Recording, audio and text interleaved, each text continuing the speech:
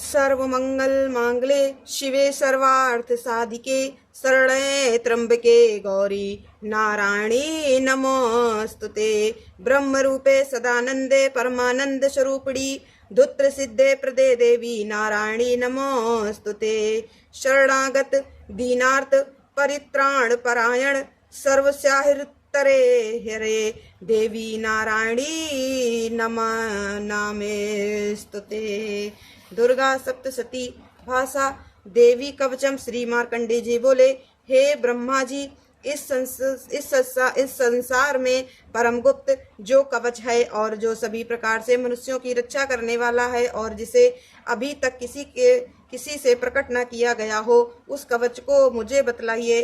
श्री ब्रह्मा जी मार्कंडेय जी से बोले, हे विप्र, जो अत्यंत छिपा हुआ संपूर्ण जीव मात्र का उपकार करने वाला तथा पुण्यदायक श्री देवी जी का कवच है, सो तुम उस कवच को मुझसे सुनो। अब मैं पहले तुम्हें कवच की अष्टधात्री देवी की 9 मूर्तियों के नाम ध्यान करने के लिए बतलाता हूँ। वे इस क्रम से हैं: प्रथम शैलपुत्री, दूसरी ब्रह्मचारिणी, तीसरी चंद्रघंटा, चौथी कुष्मांडा, पांचवी स्कंद माता, छठवीं कात्यायनी, सातवीं कालरात्रि, आठवीं महागौरी, नवीं सिद्धिदात्री। ये 9 देवियां हैं जो मनुष्य अग्नि से जलते समय शत्रुओं के बीच युद्ध में गया हुआ तथा महान संकट में भय से दुखी होकर भगवती की शरण में जाता है, उसका किंचित भी अनिष्ट नहीं होता और उस पर मैं कभी भी आपत्ति, शोक, भय और दुख नहीं देखता हूँ। जो मनुष्य सच्चे हृदय से भक्ति के साथ भगवती का स्मरण करते हैं, उनकी सब प्रकार से वृद्धि होती है।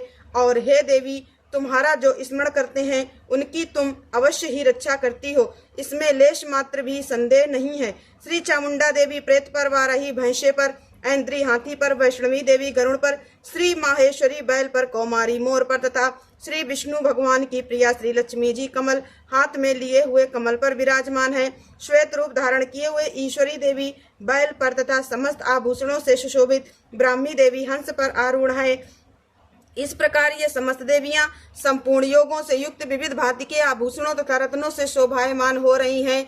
ये समस्त देवियां क्रोध युक्त रथ में बैठी हुई दिखाई देती हैं और शंख, चक्र, गदा, शक्ति, हल, मूसल, खेडक, तोमर, फरसा, पास, भाला, त्रिशूल और उत्तम आयुध, शारंग, धनुष, दैत्यों का वध करने तथा भक्तों को अभय देने के लिए और देवताओं के हित के लिए इन शस्त्रों को धारण करती हैं। हे महारौद्रे, महाघोर पराक्रम वाली देवी, तुम्हारे लिए नमस्कार है। हे महाबलशालिनी, हे महान उत्साह वाली, हे महाभय विनाशिनी, हे बड़ी कठिनता से दर्शन देने वाली, शत्रुओं के भय को बढ़ाने वाली देवी, मैं तुम्हारी शरण में आया हूँ, मेरी रक्षा करो। पूर्व दिशा में ऐन्द्री देवी, अग्निकोण में अग्नि देवता, दक्षिण दिशा में वाराही देवी, नेतृत्व कोण में खड़ग धारणी वारुणी देवी, पश्चिम में तथा वायु कोण में मृगवाहिनी, उत्तर दिशा में कौमारी, ईशान कोण में शूलधारणी, ऊपर आकाश से ब्राह्मणी और नीचे से वैष्णवी मेरी रक्षा करें। इस प्रकार 100 मुर्दे पर बैठी हुई चामुंडा देवी मेरी 10 दिशाओं में रक्षा करे। जया देवी आगे की तरफ से, विजया देवी पीछे की ओर से, अजिता देवी बाईं तरफ से तथा दाहिनी ओर से, अपराजिता देवी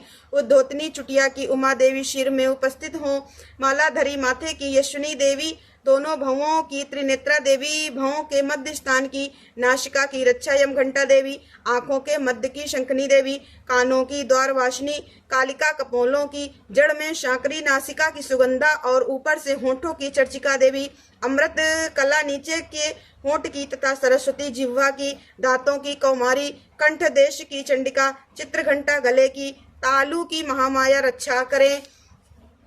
महामाया रक्षा करें। कामाक्षी ठोड़ी की सर्वमंगला मेरे वाणी की रक्षा करे।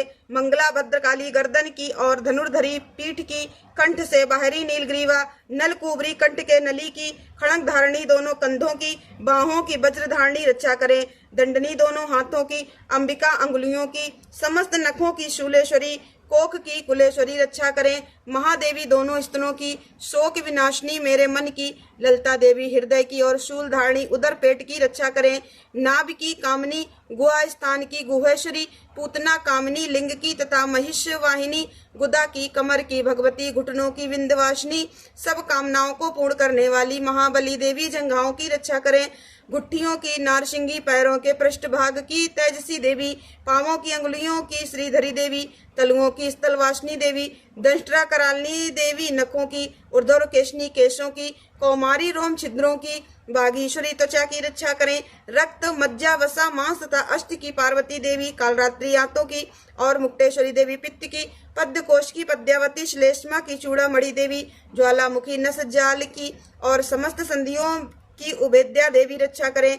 श्री ब्राह्मणी मेरे शुक्र वीर की, श्री छत्तेश्वरी देवी, छाया की, अहंकार, मन, बुद्धि की, श्री धर्मधारिणी देवी रक्षा करें तथा प्राण, अपान, व्यान, उदान और समान की वज्रहस्ता देवी, प्राण की कल्याण शोभना देवी, योगनी, रस, रूप, गंध, शब्द और स्पर्श की सतोगुण, रजोगुण और तमोगुण की नारायणी देवी रक्षा करें। आयु की वाराही देवी, धर्म की वैष्णवी देवी रक्षा करें। चक्री देवी, यश, कीर्ति, धन तथा विद्या की सदा रक्षा करें। इंद्राणी मेरे गोत्र की, चंडिका मेरे पशुओं की, श्री महालक्ष्मी मेरे पुत्रों की और भैरवी मेरे पति की रक्षा करें। सुपता देवी मार्ग की, क्षेम करी, मार्ग में आई हुई आपत्तियों से महालक्ष्मी, दरबार में विजया देवी, सभी स्थानों में सब प्रकार से रक्षा करें। यदि कवच में कोई स्थान रक्षा से शेष रह गया हो तो उस स्थान पर पापों का नाश करने वाली जयंती देवी रक्षा करें। अपने कल्याण चाहने वाले मनुष्य को कवच के बिना एक पग भी न चलना चाहिए, क्योंकि कवच से अपनी रक्षा करके नित्य जिस जिस स्थान पर जाकर जिस जिस कार्य की इच्छा करता है उस कार्य में अतुलनीय ऐश्वर्य को प्राप्त कर लेता है तथा जिसने कवच धारण कर रखा है वह युद्ध में निर्भय होकर विजय को प्राप्त करता है और वह तीनों लोकों में पूजनीय होता है। यह देवी का कवच देवताओं को भी दुर्लभ है। जो मनुष्य श्रद्धा पूर्वक पवित्र हो नित्य प्रति तीनों संध्याओं के समय इस भगवती के पाठ को करता है उसे दैवी कला प्राप्त होती है। वह त्रैलोक में कहीं भी पराजित नहीं होता तथा अकाल मृत्यु से रहित होकर 100 वर्षों तक जीवित रहता है और उसके लूसा, मकड़ी, विस्फोटक आदि रोग नष्ट हो जाते हैं। स्थावर, जंगम, कृत्रिम, विषादी तथा समस्त अभिचार, यंत्र, मंत्र, तंत्र आदि जो पृथ्वी पर हैं तथा भूचर प्राणी, खेचर, जलचर प्राणी और उपदेशक साथ में उत्पन्न हुए तथा कुछ में उत्पन्न होने वाले रोग, शाकनी, डाकनी आदि नीच देवता इस कवच के धारण करने से नष्ट हो जाते हैं। अंतरिक्ष में गमन करने वाले महाबलशालिनी डाकनी, ग्रह, भूत, पिशाच, यक्ष, गंधर्व, राक्षस, ब्रह्म राक्षस, बेताल, कुष्मांड तथा भैरवादिक अनिष्टकारक देवता देवी के कवच को हृदय में धारण करने वाले पुरुष के दर्शन मात्र से भाग जाते हैं। इस कवच को धारण करने से पुरुष के तेज की वृद्धि होती है, यश और कीर्ति भी बढ़ती है। जो मनुष्य पहले इस कवच का पाठ करके बाद में सप्तशती का पाठ करता है उस मनुष्य के संतति, पुत्र, पौत्रादिक जब तक यह भूमंडल, पर्वत, वृक्ष, वन को धारण किए हुए है तब तक पृथ्वी पर बने रहते हैं। और जो देवताओं के लिए भी परम दुर्लभ स्थान है वह देहांत के बाद उस परमोत्तम धाम को प्राप्त करता है और दिव्य स्वरूप को प्राप्त होकर शिव जी के साथ आनंद का भागी होता है। इति देवी कवच भाषा समाप्त। अथ श्री अर्गला स्तोत्रम। जयंती मंगला काली भद्रकाली कपालिनी दुर्गा क्षमा शिवा धात्री स्वाहा स्वधा आदि मूर्तिमयी देवियों तुम्हें मेरा नमस्कार है। हे चामुंडे देवी, हे प्राणी मात्र का कष्ट हर करने वाली देवी तुम्हारी जय हो। हे सर्वव्यापिनी, हे कालरात्रि देवी आपकी जय हो। आपके लिए नमस्कार है। हे मधुकैटभ दैत्य को मारने वाली, श्री ब्रह्मा जी को वरदान देने वाली आपके लिए नमस्कार है। हे देवी मुझको रूप दो, जय दो, यश दो और शत्रुओं का संहार करो। हे महिषासुर दैत्य को मारने वाली, भक्तों के लिए सुख देने वाली तुमको नमस्कार। हे भगवती तुम मेरे लिए सुंदर स्वरूप दो, जय दो, यश दो और शत्रुओं का संहार करो। रक्त बीज दैत्य का वध करने वाली, हे चंडमुंड का विनाश करने वाली मुझको रूप दो, जय दो, यश दो और शत्रुओं का संहार करो। हे शुंभ, निशुंभ तथा धूम्राक्ष दैत्यों का मर्दन करने वाली तुमको नमस्कार है। मुझको रूप दो, जय दो, यश दो, शत्रुओं का संहार करो। सर्व पूजित युगल चरणों वाली देवी, हे समस्त सौभाग्य देने वाली देवी मुझको रूप दो, जय दो, यश दो और शत्रुओं का संहार करो। अचिंतनीय रूप और चरित्र वाली है समस्त शत्रुओं का विनाश करने वाली देवी मुझे रूप दो, जय दो, यश दो और शत्रुओं का नाश करो। हे दुख निनाशक चंडिके, भक्ति से सदैव नमस्कार करने वालों को आप रूप दो, जय दो, यश दो और शत्रुओं का संहार करो। चंडिके, रोग नाशनी शक्ति सहित तुम्हारी स्तुति करने वाले भक्तों को रूप दो, जय दो, यश दो तथा शत्रुओं का नाश करो। चंडिके, जो भक्ति सहित तुम्हारी निरंतर पूजा करते हैं उनको रूप दो, जय दो, यश दो, शत्रुओं का संहार करो। हे देवी, मेरे लिए सौभाग्य और आरोग्यता तथा परम सुख दीजिए और रूप दो, जय दो, यश दो तथा शत्रुओं का संहार करो। हे भगवती, वैरियों को कष्ट करो, मुझे बलवान करो, रूप दो, जय दो, यश दो और शत्रुओं का संहार करो। हे देवी, मेरा कल्याण करो और परम संपत्ति दो तथा मुझको रूप दो, जय दो, यश दो और शत्रुओं का संहार करो। देवता और राक्षसों के मुकुट रत्नों से स्पर्श किए हुए चरण वाली देवी, रूप दो, जय दो, यश दो, शत्रुओं का संहार करो। हे देवी, मुझे तथा अपने भक्तजनों को विद्यावान लक्ष्मीवान बनाओ तथा रूप दो, जय दो, यश दो, शत्रुओं का संहार करो। हे चंडिके, प्रचंड दैत्यों के गर्व को नष्ट करो, मुझ शरणागत को रूप दो, जय दो, यश दो, शत्रुओं का संहार करो। हे चार भुजाओं वाली ब्रह्मा जी द्वारा स्तुति की गई परमेश्वरी, मुझे रूप दो, जय दो, यश दो, शत्रुओं का संहार करो। सदैव श्री कृष्ण भगवान से स्तुति की गई है अंबिके, रूप दो, जय दो, यश दो, शत्रुओं का संहार करो। हे हिमालय सुता पार्वती के पति श्री शंकर जी से पूजित परमेश्वरी, मुझे रूप दो, जय दो, यश दो और शत्रुओं का संहार करो। शचीपति इंद्र के सद्भाव से पूजित है परमेश्वरी, मुझे रूप दो, जय दो, यश दो और शत्रुओं का संहार करो। हे देवी, हे प्रचंड भुजदंडों से दुष्ट के दर्प को नष्ट करने वाली, रूप दो, जय दो, यश दो और शत्रुओं का संहार करो। हे देवी, भक्तजनों को अत्यधिक दिए हुए परमानंद को उदय करने वाली जगदम्बिके, रूप दो, जय दो, यश दो, शत्रुओं का संहार करो। हे देवी, मन की इच्छा अनुसार चलने वाली श्रेष्ठ कुलोत्पन्न स्वरूप वाली पति दो, जो मनुष्य इस स्तोत्र को पढ़कर महा स्तोत्र कीलक का पाठ करता है, वह पुरुष सप्तशती की जप संख्या से प्राप्त होने वाले श्रेष्ठ फल का भागी होता है तथा प्रचुर संपत्ति को प्राप्त करता है। इति श्री मार्कंडेय पुराणे अर्गला स्तोत्र भाषा समाप्त। अति श्री कीलक स्तोत्र महर्षि श्री मार्कंडेय जी ने कहा कि अर्ध चंद्रधारी दिव्य तीन नेत्र वाले निर्मल ज्ञान रूपी शरीर वाले वेद त्रयी स्वरूप शंकर जी को मैं नमस्कार करता हूँ।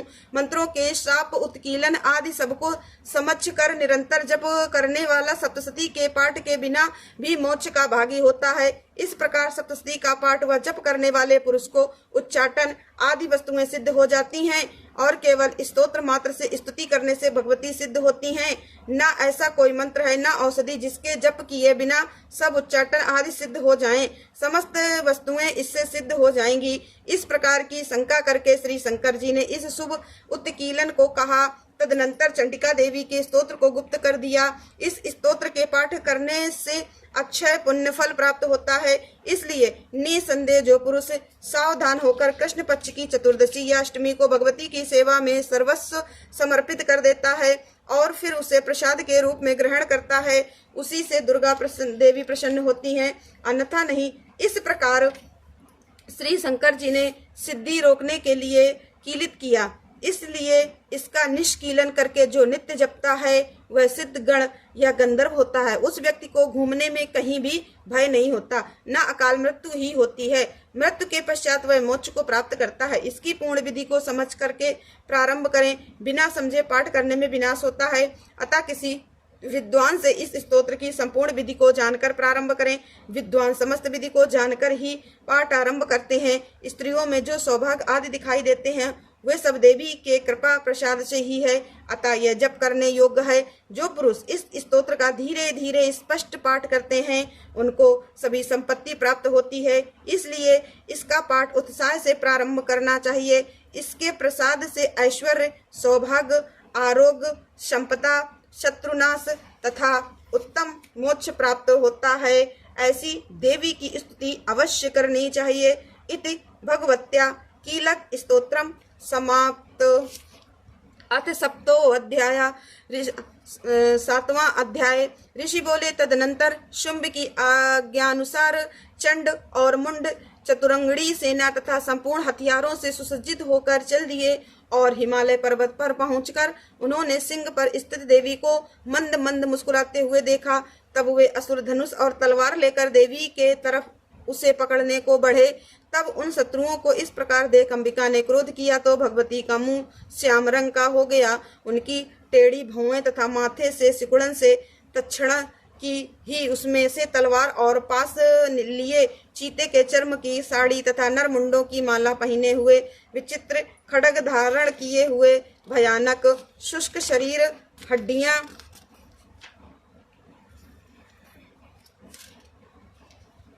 हड्डियां का ढांचा व अति लंबे शरीर वाली जीभ को मुख से बाहर लपलपाते हुए भयंकर लाल लाल आंखें जो भीतर को घुसी हुई थी, ऐसी भयंकर विकराल मुखी काली प्रकट हुई। उनके भयंकर शब्द से सभी दिशाएं गूंज उठी। वह देवी असुरों के सेना पर टूट पड़ी और असुरों का भक्षण करने लगी। पार्श्व रक्षक, अंकुशधारी, महावत योद्धा और घंटा सहित हाथियों को हाथ से पकड़ पकड़ कर मुंह में डाल लेती थी। इसी प्रकार घोड़े, रथ तथा युद्ध करने वाले सारथी समेत योद्धाओं को पकड़ पकड़ कर मुख में डालकर दांतों से चबा रही थी। किसी के केसों को पकड़कर, किसी के गर्दन दबाकर, किसी को पांवों से कुचलकर, किसी को छाती से धक्का देकर मार दिया था।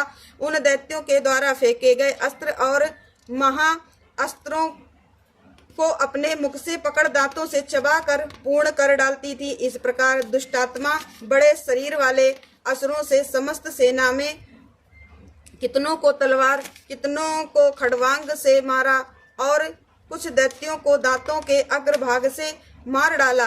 देवी द्वारा क्षण मात्र में ही असुर सेना का विनाश होते हुए देख चंड उस अति भयंकर नेत्र वाली काली के सम्मुख बड़ी शीघ्रता से आया और उसने महाभयंकर बाणों की वर्षा करके तथा मुंड ने हजारों चक्र फेंक कर भयंकर नेत्र वाली देवी को ढक दिया। काली देवी के मुख से प्रवेश करते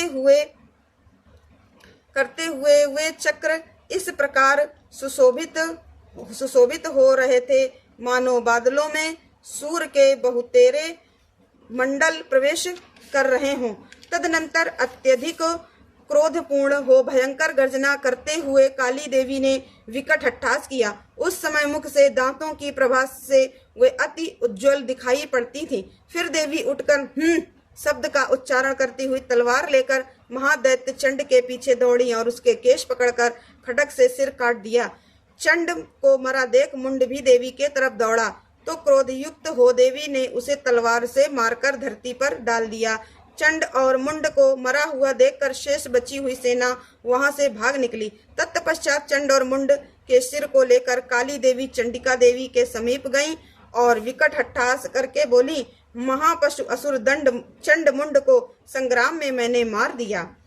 अब आप इस युद्ध यज्ञ में शुंभ और निशुंभ को स्वयं मारना। ऋषि बोले। चंड और मुंड दोनों के सिरों को लाते हुए देख काली देवी से कल्याणकारिणी देवी मधुर शब्दों में बोली, हे देवी, तुम चंड और मुंड दोनों महाअसुरों को मारकर मेरे समीप ले आई हो। इस कारण आप संसार में चामुंडा देवी के नाम से विख्यात हो जाओगी। इत श्री मार्कंडे पुराण हे देवी महात्म्य में चंड मुंड वध नामक 7वां अध्याय समाप्त।